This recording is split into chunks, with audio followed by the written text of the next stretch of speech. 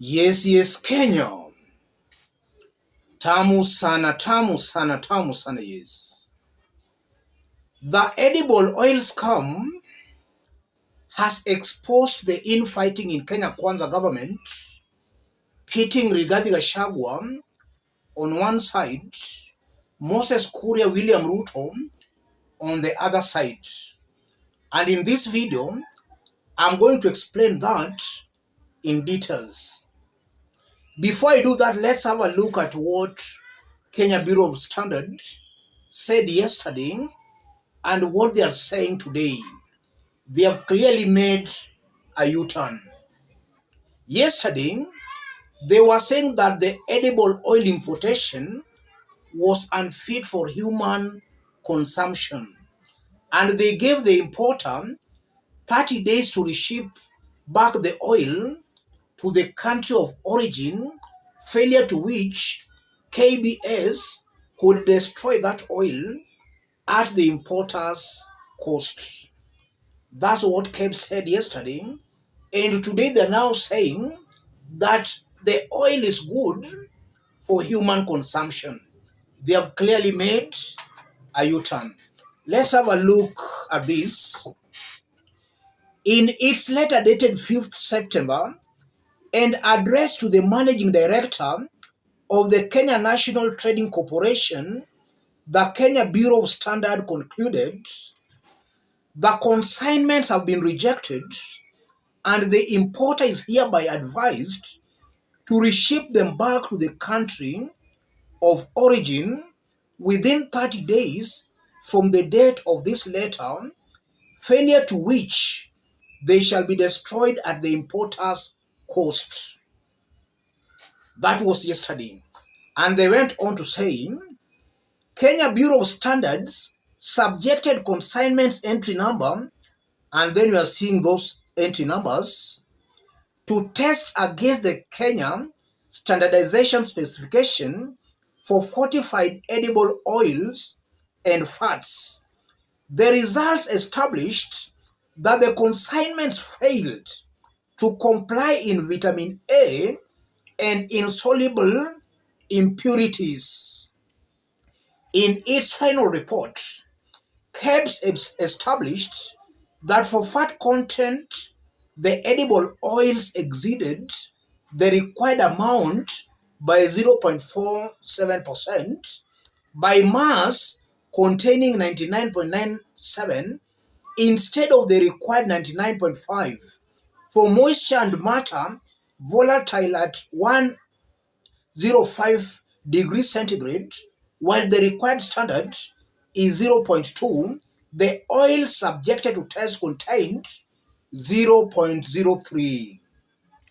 The acid value of the edible oils measured, potassium hydroxide in milligrams, was 0.12, whilst the required standard is 0.6. For the amount of peroxide oxygen per kilogram of oil, while the requirement is 10, the edible oils contained 5.42. The KEBS examination also found that the imported oil contained 0.04 of insoluble impurities, while the required standard is 0.05. Yes, that was yesterday. And KEBS laid out very clearly the reasons why they rejected the edible oil into the country. They explained that in details. And the most interesting bit about it, these tests were done in July, so we don't know why KEBS all along has been quiet. They have been quiet about those results. And today, this is what now KEBS is saying. The Kenya Bureau of Standards has clarified that edible oil imported by the Kenya National Trading Corporation, KNTC, is safe for consumption. KEBS said in a statement on Wednesday that the imported edible oil had been sampled, re-inspected and tested. The agency said the consignment met all safety standards. That's KEBS talking today. So they are saying that the oil met all safety standards. Yesterday, they laid out in details why they rejected that oil. Today, the oil is good for consumption.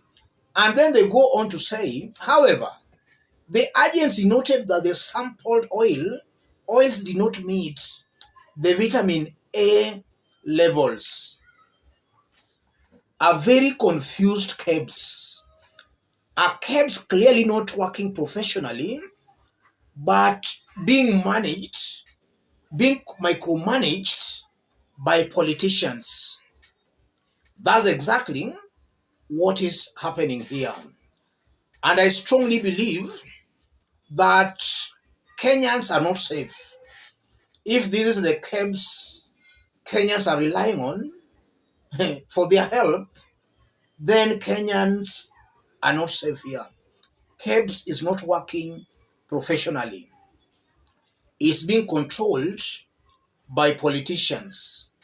So I want to explain why I strongly believe that this is a regarding Moses Kuria Ruto war. I want to explain that in details. If you are watching us but you have not yet subscribed, subscribe, give this video a like. Let's proceed.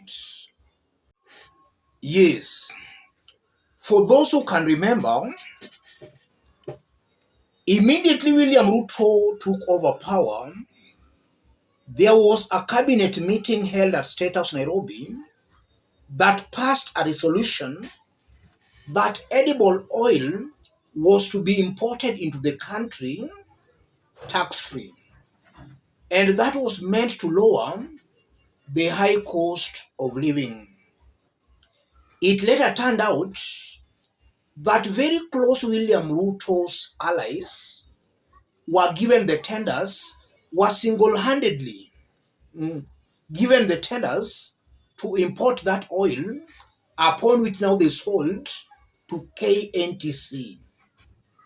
And that was revealed through an expose by NTV. And that angered Moses Kuria very badly, to a point he insulted NTV. I hope Kenyans can still remember the insults by Moses Kuria. By that time, Moses Kuria was the CS of trade. So the importation was in his ministry, or rather was under his ministry. That's what happened, ladies and gentlemen. So one thing Kenya should know, that this oil was imported into the country by very close William Ruto's allies. That's one thing Kenyans should know. And upon Moses Kuria being changed from the Minister of Trade, this is what Moses Kuria said. Something that also confirms that Kuria is a very close William Ruto ally, and anything Moses Kuria says or does clearly has the blessings of William Samoei Ruto. This is what Kuria said after being transferred from that Minister of Trade. Kuria, who was taking over the ministry from Gender CS Aisha Jumwa, said he was assuming the role of supervision from the president to ensure every public service and state corporation work and perform to their performance contract. We have not been fair to the president for supervising every public department to ensure all is working. I will make sure I supervise every department because it's within my docket to supervise performance contract, he said. On delivery management, CS Kuria stated that he will have a microscopic view of all projects done in this country, be it national or county governments. And then Moses Kuria went further to say, is either Mwondoe jam or perform. CS Kuria wants public officers. So upon being transferred from the Ministry of Trade to this new ministry, Kuria bragged that is now like the supervisor of all the ministries. And Kuria even went further to threaten some public officers.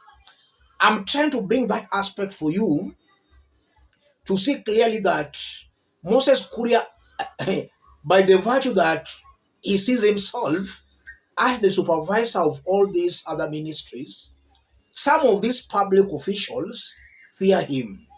And sometimes Moses Kuria can give them orders, do this, do that, and they can actually obey Moses Kuria simply because they see him as William Ruto's mouthpiece, now that he's the supervisor of all these ministries.